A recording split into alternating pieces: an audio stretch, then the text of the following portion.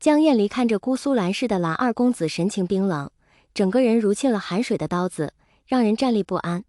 江厌离红着眼眶待在江澄的身边，不再言语，只是偶尔传来几声抽泣。江澄见着自家阿姐竟然哭了，整个人都暴躁了起来。魏无羡，你就这样看着别人欺负阿姐？你是不是人？有没有良心？蓝忘机直接使了一个禁言咒，吵闹的声音瞬间就消失。江澄愤怒地看向蓝忘机与魏无羡，正欲执起三毒弓去。温氏的仆从出声警告道：“这里是不夜天，想动手，先掂量掂量自己的分量。”阿成，江厌离擦了擦眼角的泪珠，双手按住江澄握着三毒的手，摇了摇头。江澄暗哼了一声，便收回出鞘的剑，带着江厌离大步往前走。江氏其他的弟子也赶忙跟了上去。江丰眠，我且问你，我和藏色可有对不起你？魏长泽并不急着下手，只是释放着灵压，逼迫着二人半跪在地。江丰眠咬紧牙关，努力地支撑住身子，鬓角早已被汗水打湿。于子渊愤恨地看着身前站着的男子，心中怨气横生。就是眼前这个男人，如果他不在，如果于子渊仰天长啸，于子渊周边逐渐溢出灵力，竟隐隐与魏长泽的灵力相抗衡。魏长泽看着于子渊狼狈的模样，嘴角微微上扬，毫不犹豫又加深了灵力。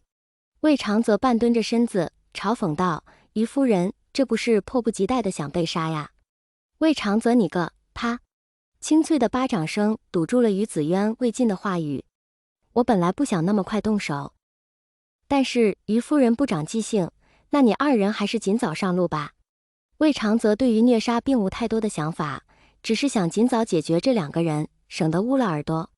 魏长泽径直将无双剑捅入他二人腹部。在江丰眠和于子渊依稀尚存时，魏长泽低下头，长长的黑发遮住了无尽的恨意。你们放心，我会好好照顾好你们的孩子。魏长泽看着江丰眠错愕的眼神与于子渊癫痫的眼神，眼角落下来一滴血泪。决斗过程极其短暂，没有惊心动魄的打斗，可以说是单方面的碾压。阿爹，阿娘，江厌离捂住嘴巴，双肩不断的耸动着，一滴滴的泪水划过脸庞，溅落在地。阿娘，江澄撕心裂肺的喊道，他眼睁睁的看着自己的父母死在了魏长泽的手中，遂又化为点点光般消失不见。天幕上开始播放江家与魏家的往事，江澄眼中闪过一丝癫狂，继而在大家都看着大屏幕中的往事时，狠狠地刺向魏婴。魏婴，小心！冷兵器的反光以及破空的穿刺声，使得蓝湛下意识地转身将魏婴拥入了怀中。魏婴尚来不及感受突如其来的拥抱，只听得一声虚弱“阿羡”，和江澄撕心裂肺的呐喊声：“阿姐，你别说话！”江澄红着眼看着怀中虚弱的女子，双手死死地按住伤口，试图让血液停止流出。江厌离惨白着一张脸，泪眼朦胧地望了望那天幕中将魏长泽夫妇赶出莲花坞依旧争吵不休的爹娘，是非曲直早已无需多言。江家终归是欠了阿羡的。江厌离遂用染着鲜血的手指轻轻摸了摸江澄的脸，轻声说道：“阿成，答应阿姐不要伤害阿羡，也为了你自己。”阿姐，浓重的鼻音带着丝丝缕缕的委屈。凭什么阿姐到死都护着魏无羡？凭什么魏无羡可以这么简单的背叛江家而没有惩罚？凭什么死的是我的爹娘？凭什么不是你去死？江澄一双充满血丝的杏眼死死地盯着魏婴，似要将其生吞活剥。阿羡，江厌离轻轻咳了咳，看着那神情复杂的魏婴，弱弱地开了口。果然阿羡还是最适合笑了。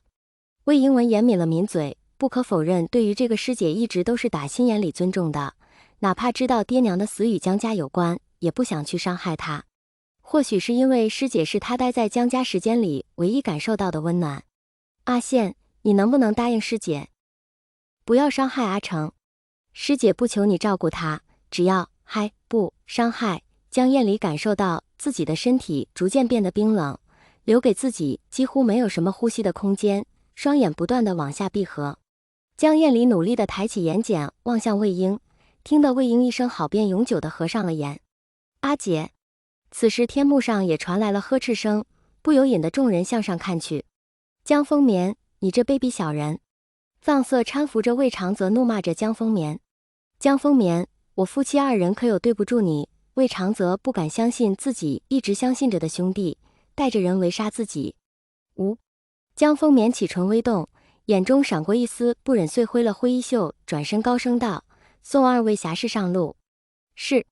一代侠士就这样死在满满的算计中，看得众人一阵唏嘘。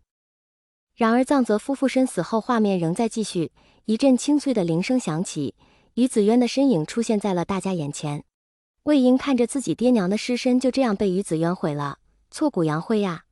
魏婴右手不自觉地抚上胸口，终是一口鲜血喷了出来，嘴里还念着爹娘。魏婴，他放心，阿英他无事。江家迷迷糊糊间，魏婴看见似乎是蓝湛还有阿爹在讨论着什么，可是魏婴来不及听清内容，再度昏睡了过去。